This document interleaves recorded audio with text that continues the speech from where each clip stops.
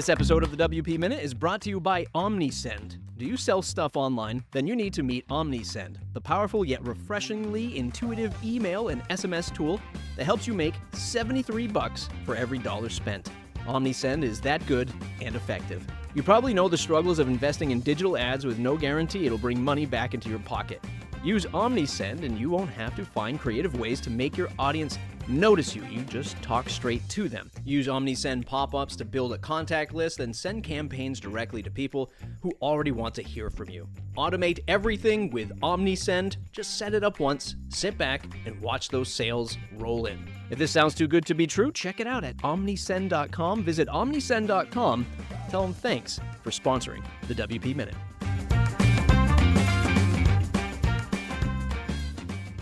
Hey, Emmanuel, welcome to the WP Minute. Yeah, thank you for having me.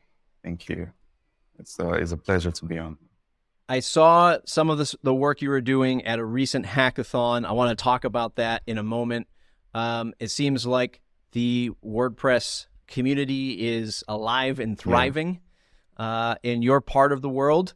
Speaking of your part of the world, where are you? Where are you recording from today? All right, so like you rightly said, my name is Emmanuel. And I'm recording from Port Harcourt in Nigeria, and so it's wonderful. Relating back to the past event, it's wonderful having events such as that helps bring people together, helps bring the community together, because a lot of persons are looking for places to fit in, and it was also an avenue for people to network, make friends, while at least supporting a cause, a worthy cause. So it was wonderful to have everyone come out, show up on that day, and we had fun. We had fun while working, and I think the goal was achieved at the end of the day. We were able to help nonprofits based here in Port Harcourt. We were able to help them have websites and with branding, and also because we had a mix of creatives, designers, brand managers, really. So they were able to give their skills to help these nonprofits establish their online presence. So yeah, it was wonderful. You run an agency, I believe the name of it is called Eluwa. Yeah. You've been running that now for just over 6.5 years. Talk to me about the business side of WordPress in Nigeria. I know we talk about it a lot in the US and in the UK. We have the ups and downs of running a client-based business. What's it like running it in Nigeria, and what's the overall ecosystem like? Is it thriving? Do you have a lot of customers, or is it still just like here in the US, very competitive, hard to get customers? Like you got to work really hard to get things done. So it just like you have in the US, it's competitive here in Nigeria, because a lot of persons opt for WordPress because of it's easy to use, it's easy to understand. So a couple of businesses, small businesses, and also large scale corporations, as well as government parastatals, use WordPress. They utilize WordPress to build their online presence, and they're able to use that. And it's a struggle because almost everyone is, have something to offer in terms of like offerings based on WordPress. So it's really competitive. Another thing I think gives us the edge is word of mouth and referrals. It's very easy to land a client when a satisfied client is saying, oh, I know these guys and they do good work, and they are satisfied with the work. So it's easier to land clients that way, and be able to be fortunate enough to have clients coming through the doors by saying, oh, customer A referred me to your company, and that's why I'm here. And I think in that sense, we don't have to do much selling to the person and say, oh, this is what we can do for you. We can just like highlight what the features and things that they want to have on their website. Basically having some kind of like discovery call with them, and it's really easy on from there. But I would have to say, or I would have to admit that is a competitive landscape. Yes. To put that in perspective, we have about 36 states, and more than I think WordPress powers at least 65% of websites here in Nigeria. So it's like a huge, Wow. it's like a huge gap. It's just, I think, just a little bit of customer base do opt for custom built softwares and all, but WordPress is like the in thing. So which gives to the community like sort of like reviving here in the country. So yeah, something to be proud of. Is there that is pretty amazing. Is there a second place content management system? Is it Wix? Is it Squarespace? Is it Drupal? What's the next one? Okay, so I would from experience, I would say it's usually up to the customer to choose. Like, okay, we can give our recommendations and say, oh, this is what you can use. This is what is going to serve you best. But you also have the opportunity to say, okay, this is what I'm comfortable with. So, but regarding your question, I would say Webflow is coming up a bit. It's coming up a bit, but I think after Webflow, I would say Drupal. Drupal is something that will I say I wanted to say the oldies, but Drupal is what people use. Let's say the second place is Drupal amongst other things, or amongst other content management systems we have. Yeah, sure. So one of the biggest debates, and I was sort of debating this yesterday on a live stream, not really debating it, but we were highlighting it, is a lot of folks say that WordPress isn't easy to use, especially the block builder, especially where, Gutenberg is still evolving, in active development and changing almost every day, if not every iteration. What about for you? Do you find it complex, or do your customers find it complex? And if they do, how do you bridge that gap? Are you doing a lot of education? How do you onboard them? Is it truly as easy as we all think it is?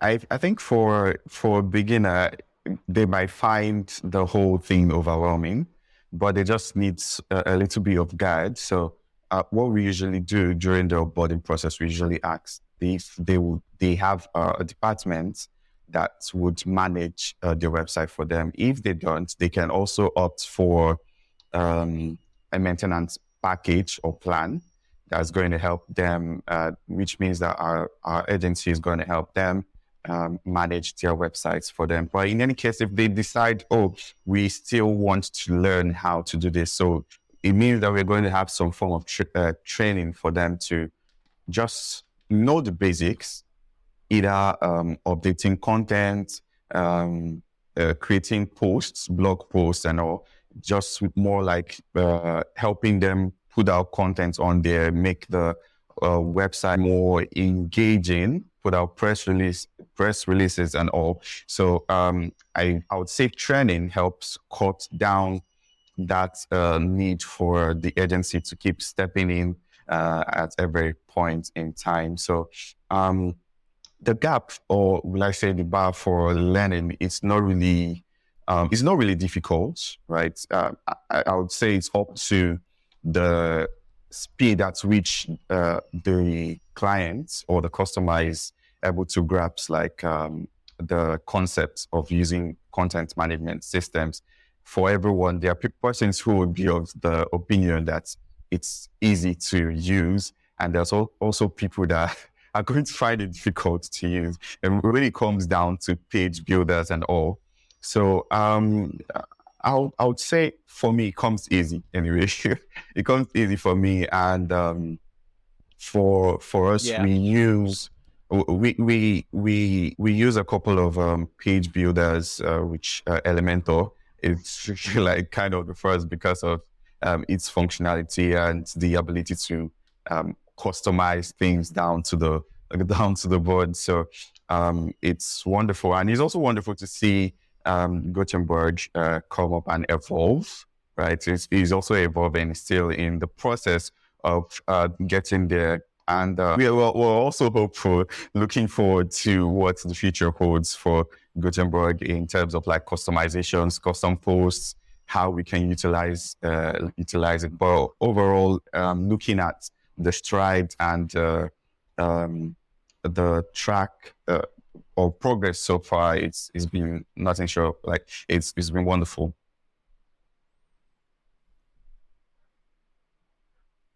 When you look at Elementor versus Gutenberg, and it sounds like you might be using Elementor on a lot of client projects, is there something that stands out to you that says, if Gutenberg had this, or if WordPress core had this, I would use it more over Elementor? Is there a particular feature set that you need WordPress to have in order to use plain old vanilla WordPress on your client sites? So for this, I have to think, but for the first part that comes to mind, it's just what I just mentioned in the last minute about the custom pages that allows you to have custom sections and Got it. its ability to integrate mainly with ACF, because we have customers or clients who come to us and they are very, very specific as to what they need. And usually the go-to is usually Elementor, because we just know that, okay, it has the capability to do that without us stressing about it. But I might not know how far it goes because I've not tested it out. So I can say really that, okay, this is what's obtainable for Gutenberg. I've just only used it to, do one or two things. And I would say that's the area I'm just looking forward to. It's the ease to customize and have loops. Yeah, loops. Yeah, it just came to mind now. Loops, if that can be, part of the features in the future releases. I think it's something that can ease the stress in terms of customizations and all for clients as well. So that's what I hear a lot, right? Is custom templates, custom archive pages, dynamic data. I mean, a lot of that stuff I think is you can do dynamic archive pages now. Like you can have custom archive pages, which it's doable. It's just not as elegant or as in depth as what Elementor or another page builder will do. But it's doable now. But I'm certainly there with you. Like once you start getting into dynamic data, ACF, displaying these more complex websites, that's where it lacks. But I think they know. I think they know that it's just going to take some time. Yes, I see to get there. What's your thoughts? I mean, a lot of what's sorry. Go ahead. Sorry, go ahead. The question was going to be, what's your thoughts on the time factor? We hear that a lot. We always hear, oh, it's going to take, it's a 10-year project. We're 6 years into it. Are you wondering like how much longer, or are you much more calmer than we are waiting for these features to come? I think I'm calm because I already have something that serves me well. I think the only time I would be a little bit on the edge is, this page builder is out of commission and I can't use it anymore. Then I think who makes me, I think at that point I would really get anxious as to what's the timeline for these features to come up. And I think I'm just on there, on the fence, on that. So I can understand why WordPress is so popular with everything, right? WordPress being the leading CMS, it's largely because it's free, but sometimes that free part can overlook the open source part of the project, or the value of having an open source project. Does open source matter to your customers and to your region of the world? Like, do they care about the open source factor, or is it more like, hey, this works for me because it's free, which is totally fine, because I think that's how a majority of people use WordPress. But how much does the open source underpinnings matter in your market? Looking at the tech landscape here in Nigeria, I don't think it really matters to the end users as to is it open source, is it a closed system?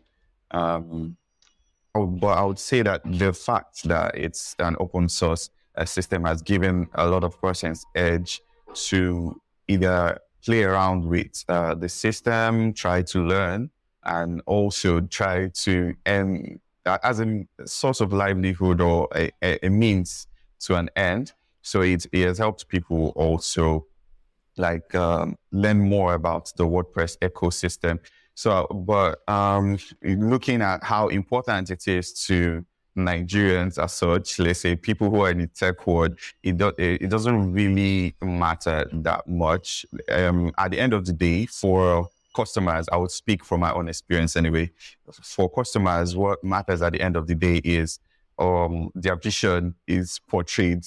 Their vision is portrayed, and they're able to do XYZ as they explained in the during the onboarding process. Mm-hmm. So whether it's an open source or closed system, it doesn't really matter to them. I think for us, we are the ones who can say, okay, it matters to us because it gives us this ability to play around with the system, tinker, and find out what works, what doesn't work for us. And in terms of like releases or testing out plugins, we're able to test out these things either on our local hosts or on any server that we're using. So I think that makes sense in that way. I know it's more popular and I think it matters more to people in areas like Europe and America. But speaking from my own perspective here,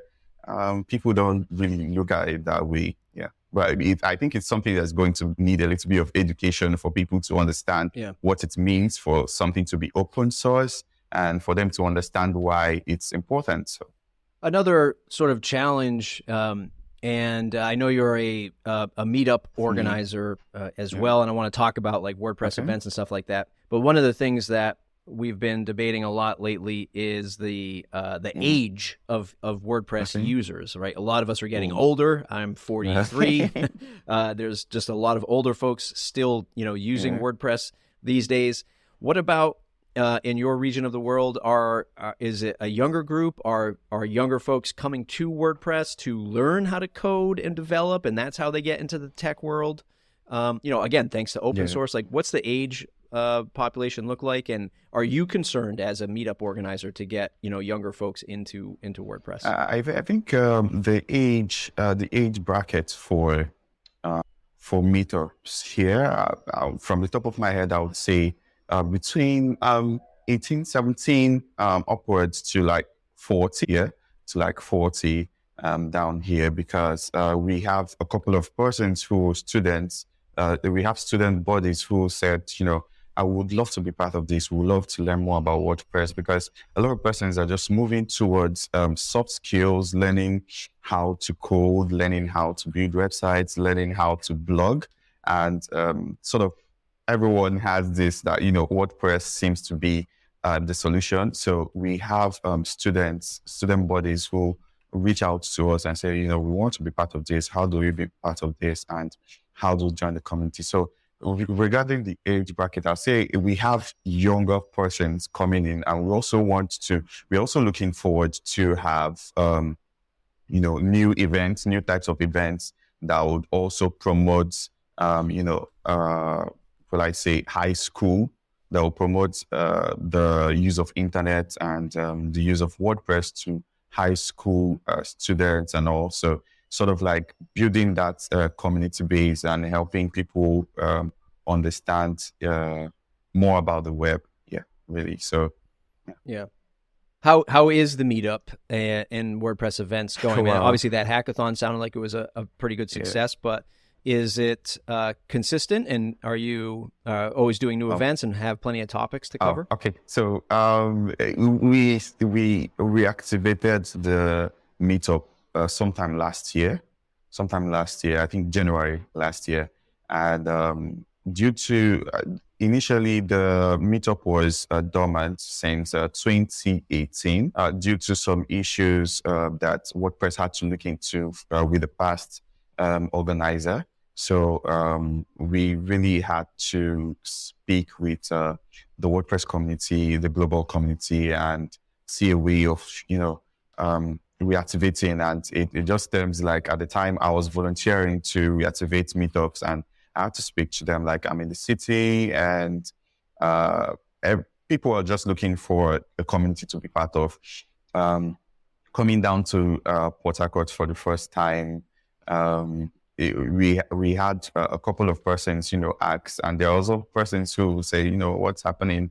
I see WordPress, events happening in bigger cities like Lagos and Abuja, but it's not happening here. What's happening? And we had to speak, and I think the global community was more lenient to also look at our requests, and they were able to say, okay, you guys can kick off, and we were able to start. I think our first event was the 20th anniversary. Was the 20th anniversary, so we had to do that, reach out to sponsors, and we had a couple of persons come together and make the event a success. So we usually have meetups monthly, mostly virtual, because we've not gotten like a physical space to have our meetups, but we're looking and working towards that. But in the meantime, we are having our meetups virtually, and it consists of like workshops and all. There was also the time to have fun, because I think sometime in December we had an end of the year hangout, sort of, where we had to come together, play games, discuss more about WordPress, have trivias, and it was fun. So coming down to this year, we just still have virtual meetups, except for the day when we had the Do Action Charity Hackathon, that we had to come all together to one place to help give back to the society. So it was a wonderful experience. It was successful. I'll count it as it was successful because so many things happen in the planning. Most times it's not usually easy to coordinate things and bring things together, but we were able to have that event, and it was successful all the same. Yeah, that's awesome. Yeah, the photos look great. Be honest with me on this answer. How popular is blogging with the younger generation, with where you're at, or is it just, hey, we're just going to do TikTok and Instagram like that? We're just going to do social media. Like, are people really still blogging, and is it important to those that do? Okay, so there are people who are still blogging, and is mainly on the entertainment side. A couple of persons are still blogging. If I'm to put it on a scale of 1 to 10, it would be 6. It will be on 6, because the people who are going into blogging are going into blogging for the sake of trying to get AdSense approval and any money online. But with the rise of TikTok and other platforms that give some sort of like royalties, people are starting to divert to that, because it seems like the fast way to make money. I myself, I was a blogger before any of this. I was blogging at the time. That was far back. That was far back 2012. I think 2012. So I was blogging initially. I was using Blogspot. Then I found out about WordPress.com. Used WordPress.com for a little bit before I evolved. I would say evolved to using the WordPress core on the local host and trying to create something. I know it was a bit of struggle back then due to the fact I didn't have any technical skills at the time. The only thing I knew how to do at the time was the only programming language I knew at the time was Visual Basic. And aside that, I couldn't do much. So it was a learning curve, but we are here now. So yeah. Yeah, that's what I learned too, Visual Basic, and then slowly learn my way up from Drupal to WordPress. Fantastic stuff, Emmanuel. Anything else you want to share with the audience? Anything else coming up for your meetup? Anything that you're launching? Anything else you want to plug? The stage is yours. Yeah. So we are planning to host our very first WordCamp in November. We've not made the announcements yet, but we're picking out a venue, and after picking out the venue and the dates, then we are able to, announce. But it's sort of like going to be like a big thing for us. And I think WordCamp has hosting WordCamps in Nigeria. I think there's only been about 2 WordCamps here in Nigeria. One in Lagos. I don't know if they've had any in Abuja, but this is like a huge deal for us here at the community alongside my co-organizers. So we are all excited to have people come together across Nigeria to host this wonderful conference. And we are happy to be the first here in the south side of Nigeria to host it. So we are all excited. Fingers crossed.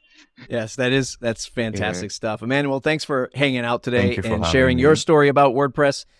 Where can folks go to say thanks? What website do you want them to visit? What social media do you want them to click on? They can, you mean for the community or for my business? Hello? Fantastic. Fan stuff. I think we might be losing connection a little bit, okay. But Emmanuel, it was great talking to you today. All right. Congrats on all the Thank success, you very and much. I wish you all the best of luck. If you have any questions, feel free to shoot me any questions, and I'll let you know when this episode goes live. Thank you very much for having me on the show. Thank you. Thanks, Emmanuel. Have a nice day.